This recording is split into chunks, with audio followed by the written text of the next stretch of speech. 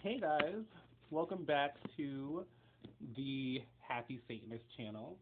Um, I know a lot of you don't know too much about me. I try not to even give too much information. Not that I want to give information about myself. I would rather give information about, the information that matters, which is about you. I feel like a lot of people who come to this channel because this is a pretty quiet channel. Um, I'm not really trying to like become YouTube famous or anything, but I do have a different insight on energy and on the world that we live in, our surroundings, and how to, go about um, living and existing and being in this third dimensional matrix that we're living in today. So I have my tarot cards out. I'm not going to be doing a reading. I'm just shuffling them in the meantime. Just channeling energies because I was thinking about what I was going to talk to you guys about today, actually. Because I just felt like I had to get a message out, but I didn't know what exactly. But funny enough, the universe has a funny way of doing things. I came across this book. I'm in South Carolina right now. It's my family's house. But I found this book, actually, that I had left here. I thought I lost it, but it's a book that a Buddhist monk gave me when I was in Budapest about 2 years ago. And funny enough, me coming across it now, I feel a lot more prepared. I feel a lot more. I feel like I can understand what they're trying to tell me in here.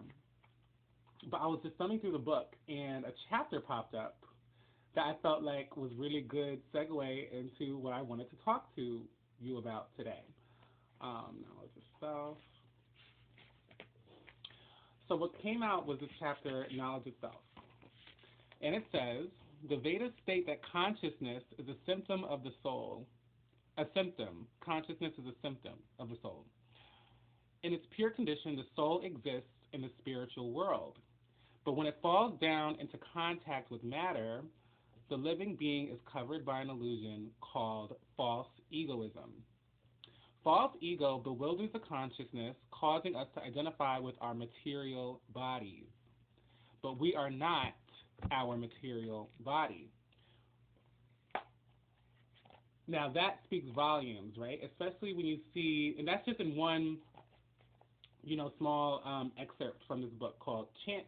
What does it say? Chant and Be Happy. But yes, if you're, Vedic, it's more, I got it at a Buddhist temple, but Vedic, Buddhist, Hinduism, all these religions are really tied in together at the end of the day. But I guess, that being said, what I wanted to discuss today was this idea of the Matrix, and this idea of the Matrix that has been perpetuated, and that's being perpetuated right now, especially us being, in the height, I guess, of like spiritual awakening. There's a lot of energetic shifts that are happening that are allowing people to wake up to this third dimensional universe, the third dimensional matrix that I'm talking about today. Oh, so personal. Abandoned ship is the overall energy that came out.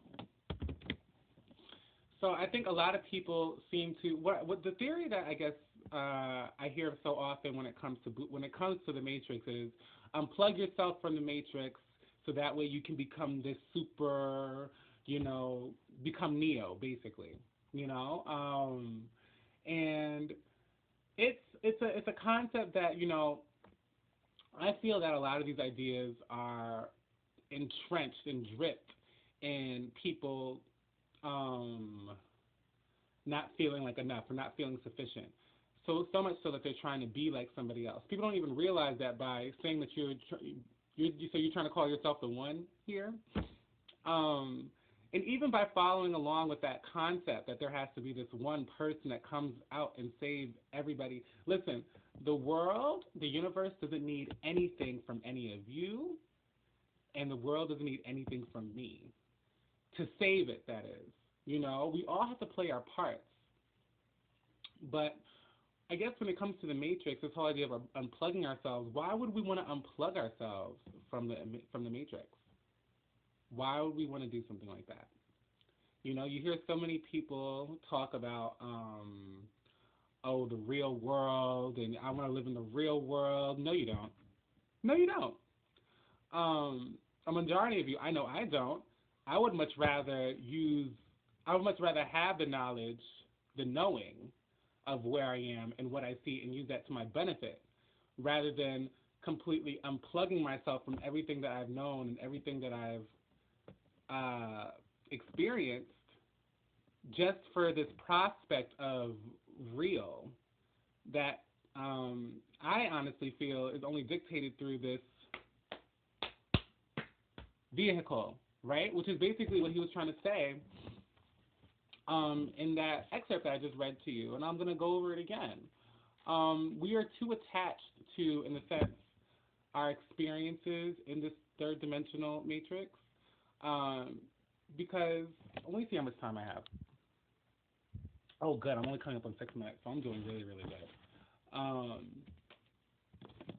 Yes, this is when we see King of Clubs, but it's coming out in reverse. Experience, knowledge. It almost feels as if people think that the experience and the knowledge that they've gained in the third dimension goes against them, when a lot of the times it goes for them. You know, if you believe in souls and you believe that we're interdimensional beings and that our soul was here before we came into the knowledge of this existence, that our soul existed before. If we believe all of those things in the spiritual community, and if we believe that our soul is trapped here, then we must believe that our soul chose for us to be here. Our soul, for whatever reason, felt like we needed to exist at this time with these certain people and have these certain experiences in order to teach us something. You know, I've learned through, not only through, mostly just through life and through myself, that these experiences and these things are what make us, not what makes us who we are, but it's kind of like it gives us a good grasp of the world that we see. You know, a lot of the times, the fool, leap of faith, you know, like,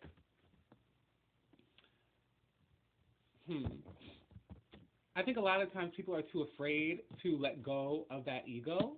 That's what the fool is telling me, especially, you know, abandon ship, you know, not trusting experiences, leap of faith, like, you know, taking a chance and just this ego that we create, right, is all based off of programming. The Matrix is all about programming, right? Decisions, you know, choices rather. Well, not really choices, you know, control disguised as choice. But the Fool is an interesting card because the Fool doesn't make decisions based off of any type of mathematical equation. The Fool makes decisions based off of feelings, intuition, you know, the moment, being present, you know. In order to be the Fool, you have to be present in that moment. You know what I mean? If you're somewhere else, you know, you can't really pick up on those opportunities to be the Fool and take a chance, right? But a lot of the times our ego is so big and so grandiose that we just turn down opportunities or we just look down upon opportunities because we've been programmed to. You know, sometimes the biggest of blessings can come in the most most strangest of forms, you know.